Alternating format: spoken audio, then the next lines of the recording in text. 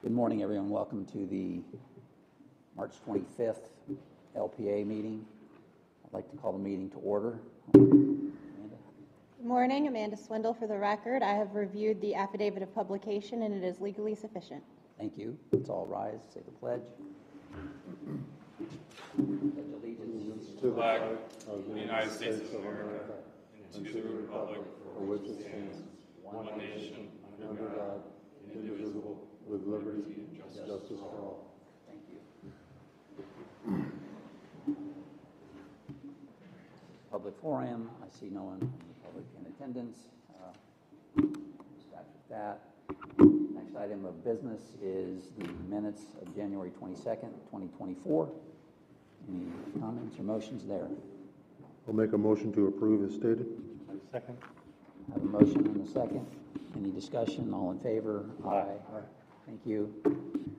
Agenda item number 4 is LDC amendments, microbreweries, wineries, and distilleries. I see a member of the county is here at the podium. Please proceed. Hi, good morning. Dirk Danley. I work in Lee County zoning, part of community development. Today we have a bundle of LDC amendments to present to you, the first of which is the microbreweries, wineries, and distilleries.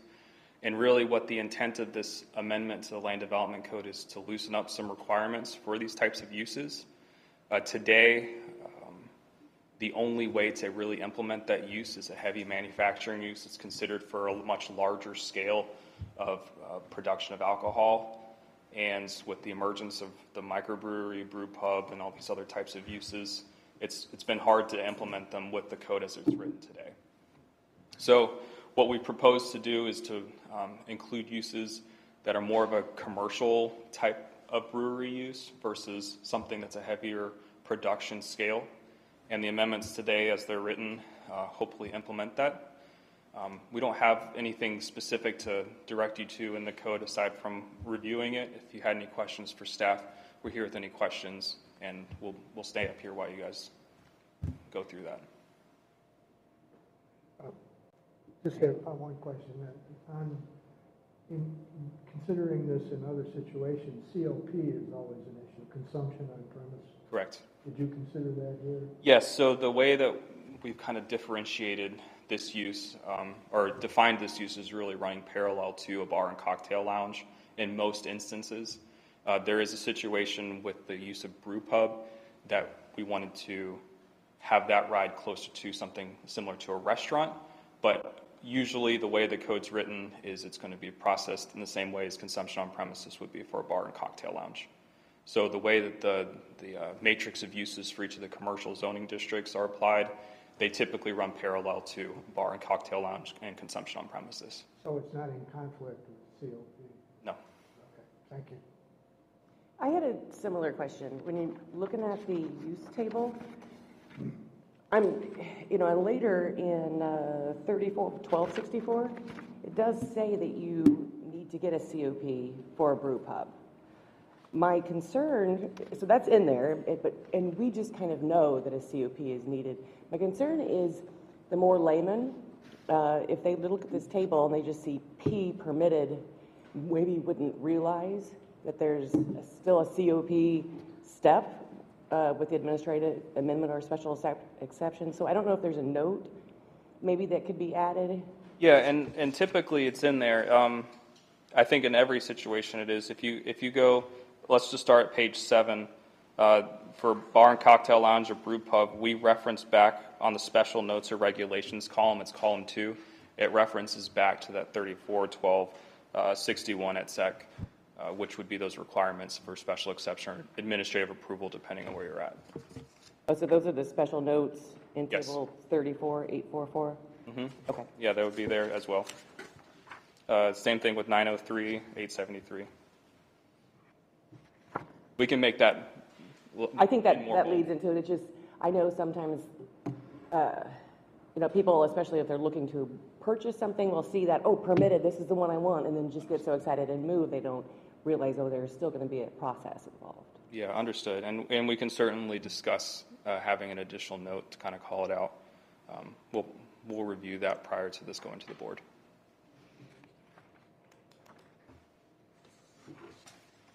Anyone else? No other questions? Okay, Don? No, no questions. I've been anxiously awaiting this amendment for some time. Really? I have some thoughts that I'd like to discuss.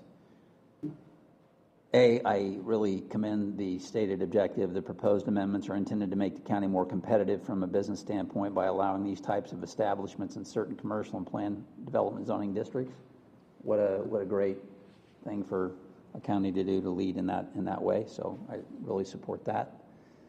I wanted to go to page 2 of 13.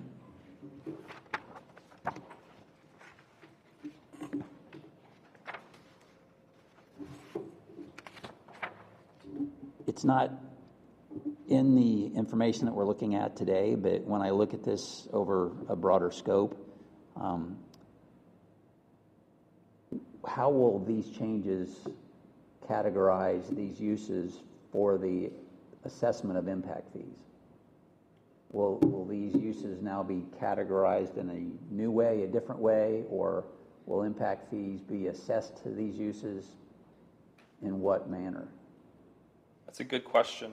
I don't know if we've taken a hard look at the impact fees just yet on these implementations of uses. I think right now they'd be working towards that manufacturing use still, depending on what the primary use of the property is. And so in instances, we just had another discussion about restaurants and fast food restaurants. The impact fees for restaurants in our code does not necessarily correlate specifically to the impact fee definitions. And so we would probably be reviewing those today on a more case-by-case basis, where if this is more of a bar, or if it's more of a manufacturing use, or if it's more of a retail use, and finding an impact fee that directly correlates. My suspicion is, as a result, we probably would be clarifying our impact fees the next time those go through review. Does that answer your question? Yeah, that would make sense. And because I've done this a while, I know a lot of the folks here, that's never really given me pause, but it would be, I think, better for the neophyte to this process if they had a more declared correlation as to where they're going to fall, because the microbrewery, that type of use, typically doesn't have the wherewithal to pay the massive impact fees that are due for a restaurant. So I would find it more suitable if they were defined in a category or a class as opposed to a subjective, Mary goes away, Walter goes away, things change. So I would just ask that staff give some thought as to how those impact fees will be assessed and make it a declarative statement as opposed to a subjective declaration. Page 3 of 13.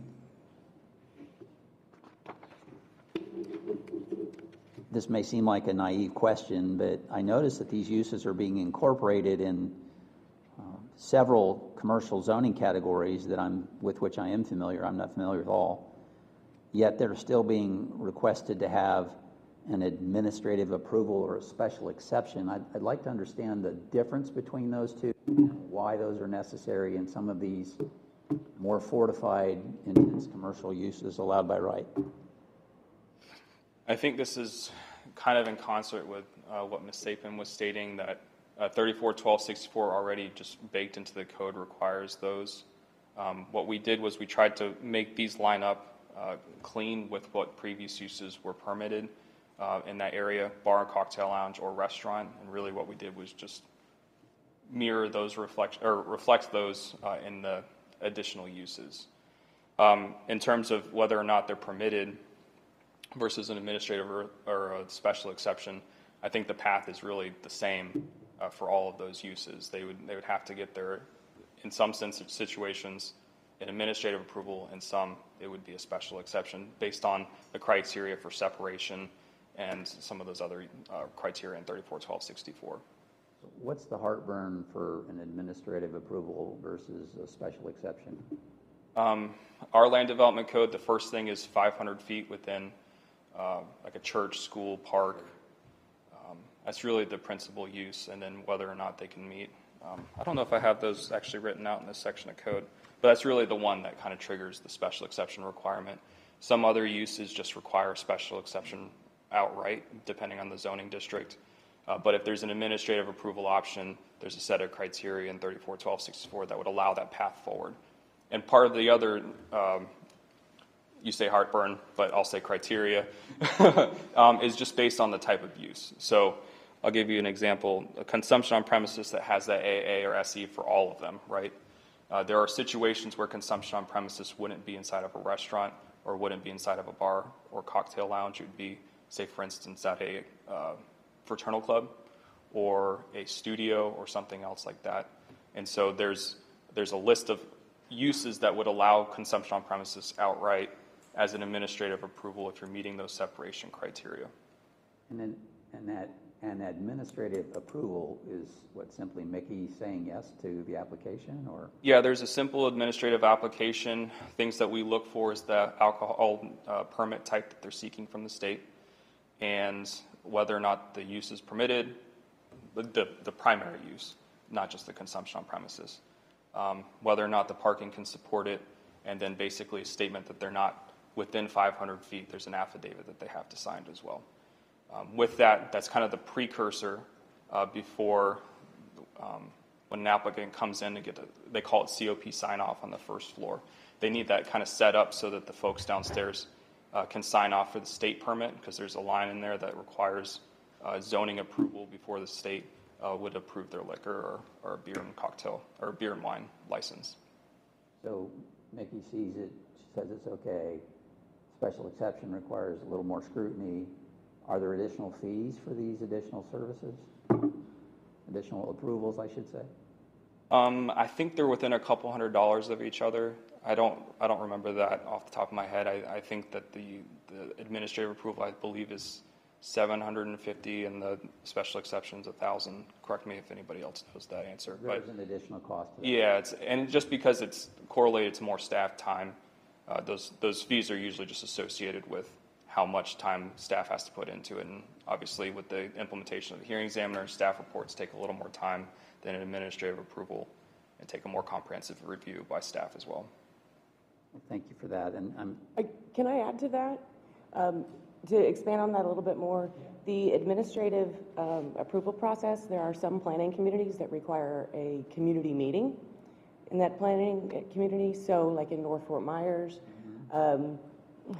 the public can't really say yes or no, but there usually is an additional cost if you have consultants you need to go and pay for those types of things. So there is a little bit more, but it depends on the community. Some communities don't require that at all, and you just have staff sign off.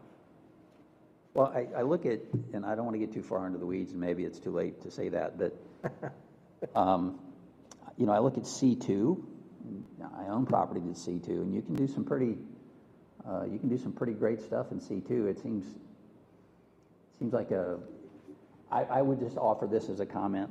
I'm not the expert, but many of these zonings should allow this without administrative approval or special exception. And I would encourage the staff to find those uses, or those categories that would allow that without that additional layering, going back to the initial objective, which is to make the county more competitive and more attractive to business. These are well-defined uses. They should be permitted by right, not by administrative approval or special exception, particularly in these more heavy commercial categories and in the industrial categories. So if there's things I'm missing, and there always are, then I would just ask that the county give that some consideration to make the objective even more palatable. Yeah, I think that's a valid point, and I don't think that any of us would disagree to not look into it and see what's possible. If there's existing overlays or other categories that would give us the flexibility to do that by right. As you probably understand, most of the alcohol regulations in our code originated from some time ago, and the world is evolving, and this is us just taking that first step and trying to become more business friendly, particularly as it comes to the microbrewery, brew pub type uses. So I think overall, I don't think that there's an issue of looking into that idea. Well, I appreciate the county's spirit du jour and that attitude and that objective. I can manufacture lawnmowers, but I can't have a beer, or I can't make it seems to be incongruent. Page 6 of 13. That's I'm looking under Division 8 industrial districts, and it's a repeat of what we just discussed. We can move past that. Page 12 of 13. Under this parking table, I see that we put microbreweries, distilleries, wineries, tasting rooms under the same parking regimen of 21 spaces per 1,000, whereas brew pubs or restaurants at 14 per 1,000. And as one who has had to procure and develop land, that parking requirement is massive. When you look at medical, which is, you guys help me, what is it, 200, 5 per 1,000?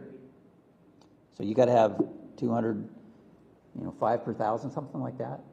I would ask that the county consider moving microbreweries, distilleries, wineries, tasting rooms to a same parking demand as restaurants and brew pubs, which is, in this case, it'd be a 50% diminishment in the land area from 14 to 21. Right. If I can call your attention to note 17. It's referenced on the table here and then pulled back on the next page, page 13 of 13. I see note 17. Basically, the areas that are dedicated to manufacturing would basically be an industrial or parking use. So it's just the areas that are dedicated to tasting rooms and retail area components that really function as a bar that would be assigned to that bar and cocktail lounge use. Anything that's being assigned to manufacturing would have an industrial parking calculation, which I believe is, 1 per 1,000 square feet or something around in that area. Yeah, that's helpful, Dirk. Thank you. And while we're on note 17, that brings me to my next comment. Not that I'm an expert on these things, but I noticed that in one of these definitions, it was only in one definition, that instead of beers, it was specifically called out ale. And as a lager aficionado,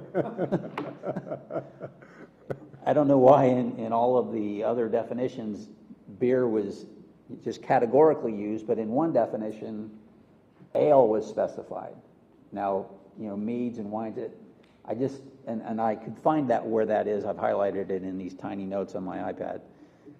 But I would either want to take ale out and keep it collectively beer, which would include lagers, ales, pilsners, other things that my kids have taught me about. But I don't have that. I thought it was in this reference here, but be aware that if we expand it to, I think it's a slippery slope. I think beers are all inclusive and not define it in subcategories. Yeah, understood. It's in microbrewery, distillery, and winery has ales in there as well. We can look at that. The uses here on 34.2, we're trying to directly correlate to either planning publications or state statute, depending. We've been amending them slightly as they've been going through the process here. The removal of that, we'll make sure that we agree with ales being separate. I think we do, but we'll confirm before deleting it and certainly make that amendment. Not a big deal, but a crack through which somebody could, discriminate against other types of beverages. That's all I have on microbreweries. Do you have any other presentation on 4B cleanup amendments, or is that just a categorical? I can discuss those. I didn't know if you wanted to make a separate action for both, but we certainly can go through those next. There's two changes that are being proposed in 4B, the first of which is to the Chapter 6. And basically what's happened is we had a reference in our land development code to a minimum square footage or a maximum square footage before flood regulations would be applied to an accessory structure. The Florida Building Code has recently updated and included a different square footage. What we did is basically just struck our language to allow for the building code to rule over that requirement. And basically what we had was 1,000 square feet before you had to meet flood regulation requirements for FEMA. Now the Florida Building Code says 600 square feet. So basically we're just trying to get out of their way. for that one. The second piece, Chapter 2 and Chapter 10, we're having some miscommunications with each other in terms of emergency preparedness requirements. And basically what we've done, I believe we struck the language in Chapter 10 to get rid of that requirement in Chapter 10 and just let Chapter 2 prevail. In some situations, providing a shelter is not the best option. And so basically allowing for emergency management staff to work with folks during the development order to find the appropriate solution based on the allowances and requirements of Chapter 2 for that type of use. So they're basically just two little cleanup items that we wanted to get in this packet as well. And anything in 34,763 to discuss there that, from the county? That just goes back to making sure that people are referencing the correct chapter. And so if you go into, let's see, that section B, that's really the one that's important. The section A, or subsection A, just references instead of saying defined, just to go back to 34.2. The second piece is just getting rid of a cross-reference to Chapter 10 so that Chapter 2 prevails. Thank you, Dirk. Anyone from the LPA wish to comments, thoughts? Ray? No. All right. The only comment I have is not on the part that was stricken, but in 34,763 A1B. When I read that language, and since we're doing a biennial review of the LDC, I read that sentence and it says, all travel trailers, motorhome camping unattended more than 2 weeks during the months of June, December, purpose of the section, unattended, interpreted to mean the owner of the unit has not provided a person to be responsible for the unit in the event of a hurricane watch alert is set forth section A2. I really like that provision. I just don't know how that gets enforced. I mean, how do you know if, you know, I don't want it to go away because that's really what's going to happen is that's the functionality of the market, but I don't know how that gets enforced. And then in A2, it says towards the second to last line, not tied down will be removed from the county within 48 hours of such a hurricane watch or placed within an improved off-lot storage area. Do we really want to force them to remove it from the entire county? And I don't know what an improved off-lot storage area is because the reality of this is this guy's got a motorhome and he's got his friend here and his friend lives in Alva and he's going to go move it to Alva. I don't want to mince, details, but is that an improved off-lot storage area or just he's got to get it the hell out of coastal high hazard? Right, I understand. I think that just goes back to this is somewhat of an older regulation. Yeah. We've had discussions about this section, particularly recently with the redevelopment of mobile home parks and RV parks near the coast, Right. And how to move forward with different types of uses being implemented in these parks. I think part of the reason why this wasn't touched is in terms of enforcement. There's an ability for some of this to be enforced, not necessarily by the person who occupies the unit, but by also the county. There's some openness in that regulation. I don't think that there's been a real official decision on how to move forward with mobile home parks and their enforcement as they come into redevelopment. There's certain areas where park trailers, which are really a form of RV, can be placed in a mobile home park. And I think we're getting a little bit too detailed, or I'm personally getting a little too detailed here. But in terms of that enforcement, it hasn't really come to fruition of how we really need to be able to enforce that while still being compliant with FEMA regulations. Because our understanding is that FEMA's been watching very closely as those new parks come in. So having some type of enforcement mechanism, having some type of regulation to make sure that we're having something still set in place, despite the fact that maybe that wasn't or has not been enforced in the past. We weren't ready to touch it yet. Well, I would just proffer that maybe out of the county be replaced with out of the coastal high hazard area. Understood. As opposed to an approved off-lot storage area, which really requires a definition, I would just somehow make that a little more accommodating so that people can get their stuff out of here without having to go through that extent. So that's the sum of my comments on today's content. I just have one comment that you say that FEMA might enforce, but the reality is FEMA is walking away from its trailers, at least where I live and on the beach, that their latest ploy to try to avoid liability is to give away the trailer. And in doing so, of course, the owner says, oh, great, I got a trailer, but we're stuck with it. When I say FEMA enforcement, I'm not talking about FEMA enforcing it on private parties. They would be enforcing that upon the county through audits and our community rating system and other things. So making sure that we have regulations in place. They're watching how we're doing business, and we don't want to make anything more relaxed while still trying to be as accommodating as possible for folks as they're coming back in. So we're walking the tightrope, making sure that we're. You recognize that they aren't always the most responsible. Right. Thank you.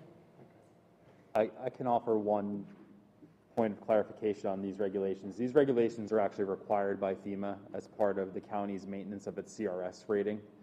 And I guess what's going to happen in the next couple of years is these regulations are probably going to have a holistic reexamination and amendment as part of a work that's going to continue to be ongoing with FEMA through the recovery process. So, Thank you. it's on our radar, I guess, is the best way to put it. Well, I'd just like to commend the county on their problem-solving and forward-thinking to these issues and their stated objective, which is fantastic. So well done to the county staff. Now back to the LPA, we have items 4A and 4B. Amanda, do you want those in separate, or can we do those in bulk? You could do them all together if you'd like. All right. Do we have a motion on items 4A and 4B on today's agenda? I'll make a motion to approve with the changes we discussed on the use table, both discussion items on the use table for both items. Thank you, Jennifer. We have a motion. Do we have a second? I second that. Thank you, Ray. Is there any further discussion? Seeing none, all in favor say aye. Aye. Aye. Motion passes. Any other business from the LPA? Anything from the county? Therefore, I move that we are adjourned. Thank you, everyone. Life is good.